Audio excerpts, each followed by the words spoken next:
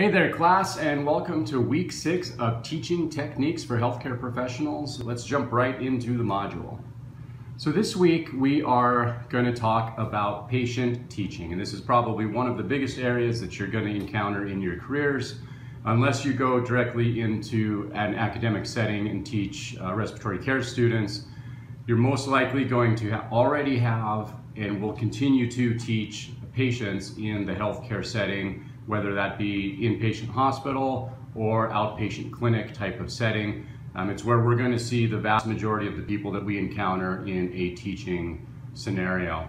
So we're going to talk about that this week in Module 6. So just to overview the week a little bit, we do have some discussion boards. But one thing that, before we get to those things, let's talk about the teaching of patients.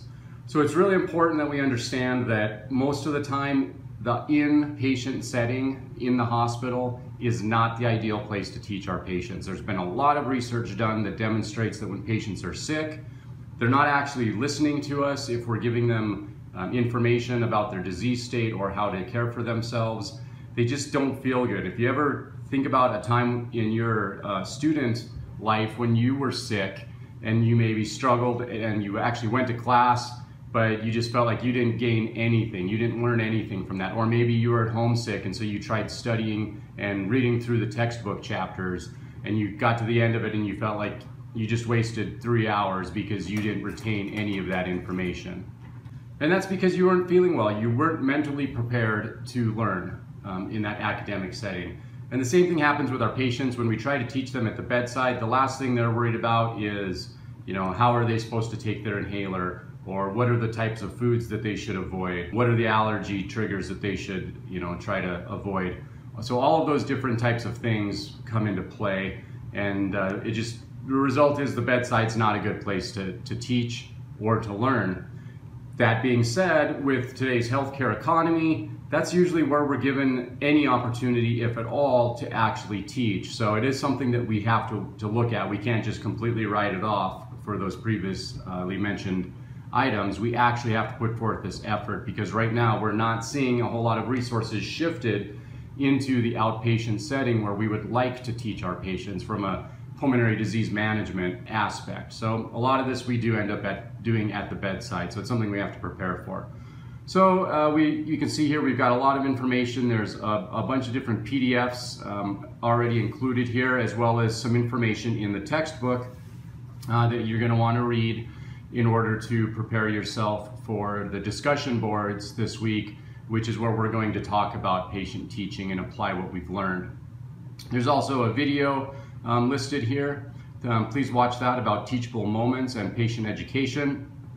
And then optionally, there are lots of different episodes for patient education at this website where this video came from. So consider looking at a couple of different videos, especially at the different topics, because one of those topics might specifically pertain to an area that you are working in, and so you might find that a little bit more applicable than just the general video.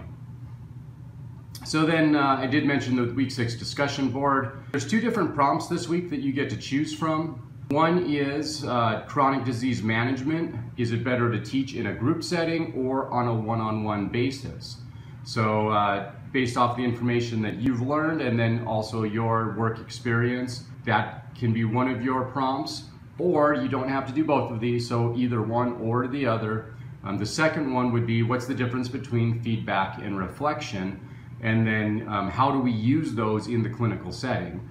So something that maybe you've used as a student in your associate degree program, if you did simulations or you did laboratory work, possibly there you had maybe some reviews, maybe some feedback, some debriefing types of things. So go ahead and discuss that, and just a little bit more information to get you started with that. Can you identify some areas where you feel like you've employed this stuff?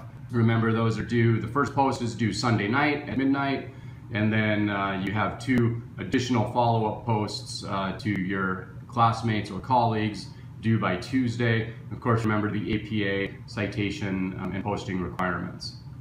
So the assignment in week 6 is to do the Google Slides PowerPoint version of our lesson plan that we completed in week 4.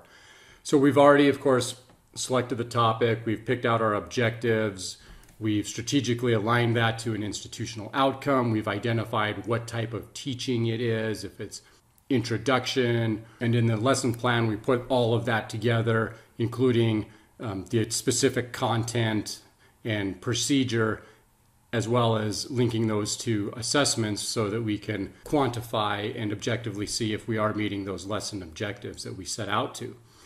So this week we're taking that information that we compiled into our lesson plan and we're going to be presenting it as a Google slide or a PowerPoint type of slide style presentation. So this probably is pretty familiar to most of you. I'm not going to spend a whole lot of time going through this, but I do want to just hit a few of the sort of rubric items that are going to be extremely important for you to follow or to include on points for this week's assignment.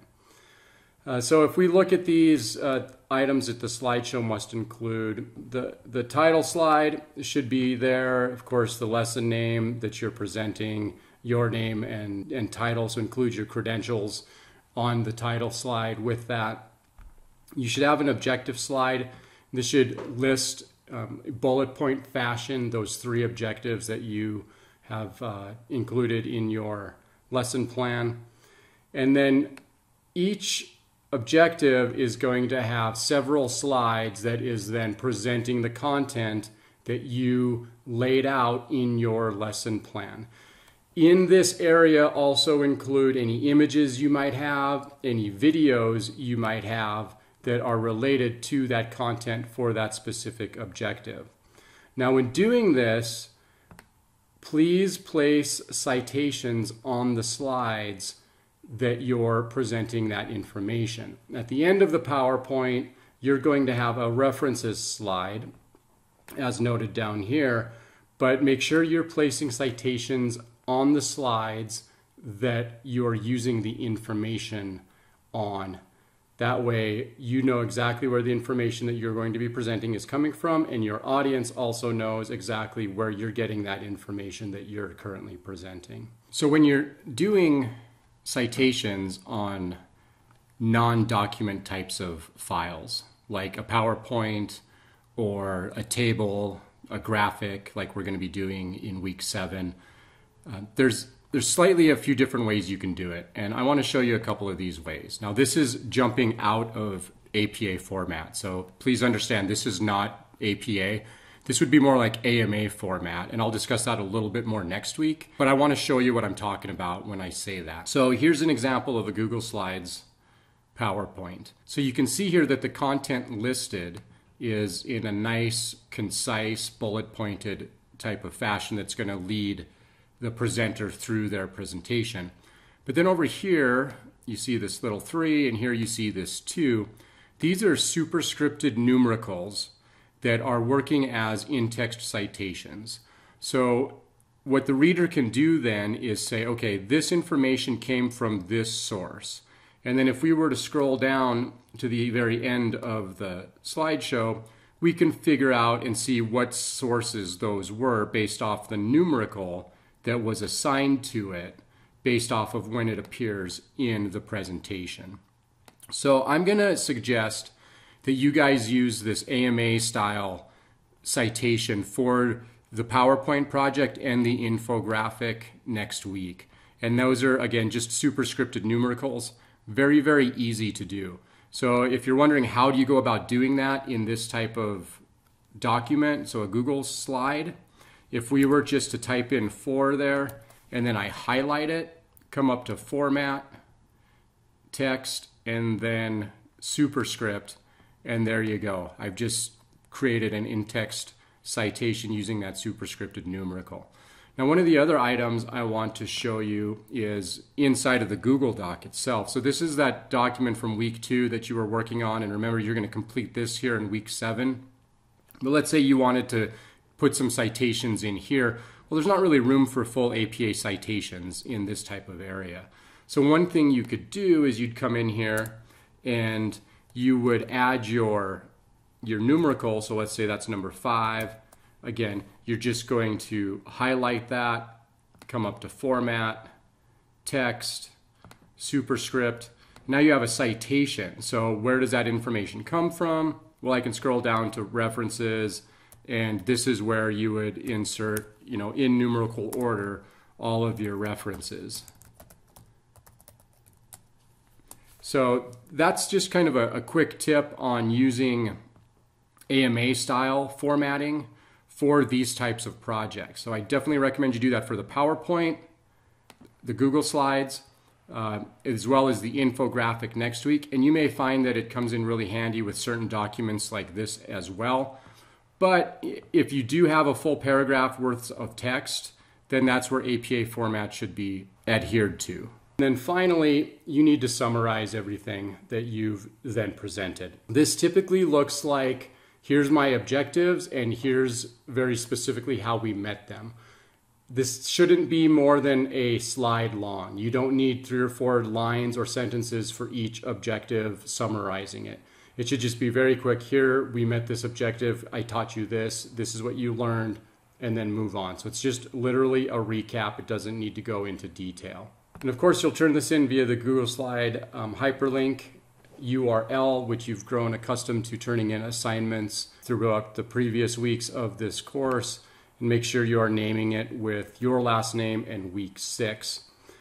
The last point I want to make about the slides presentation is on your content slides, be very cautious not to overload those with content, specifically with text.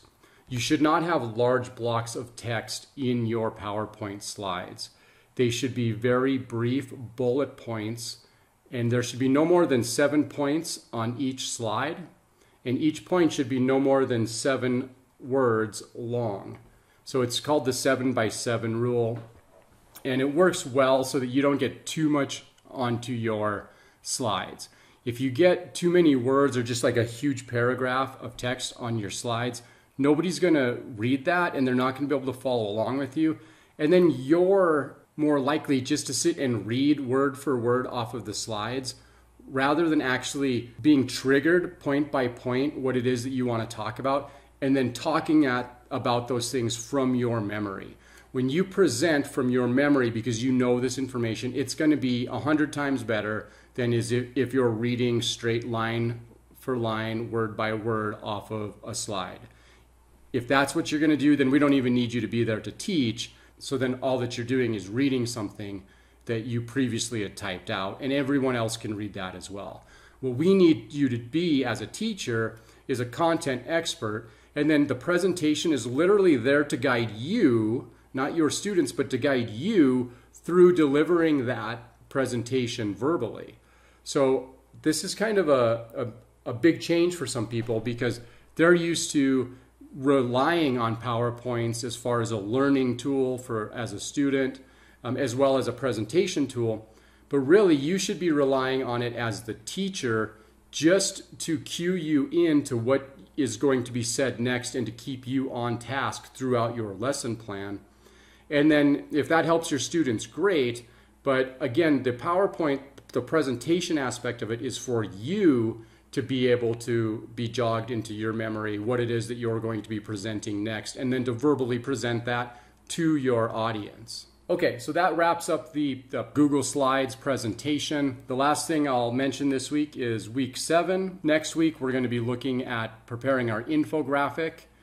And then also, if you remember from week 2, we did the objectives, alignments assignment. And the last section, there's one column there on that template that we filled out that we left blank.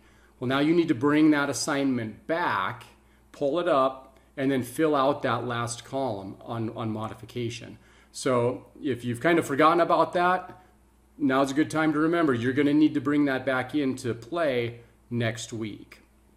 Okay, class, that wraps up week 6. A little bit shorter week as far as content development. However, make sure you're putting adequate time into preparing your PowerPoint so that it's going to present well following those rubric areas that we've discussed today.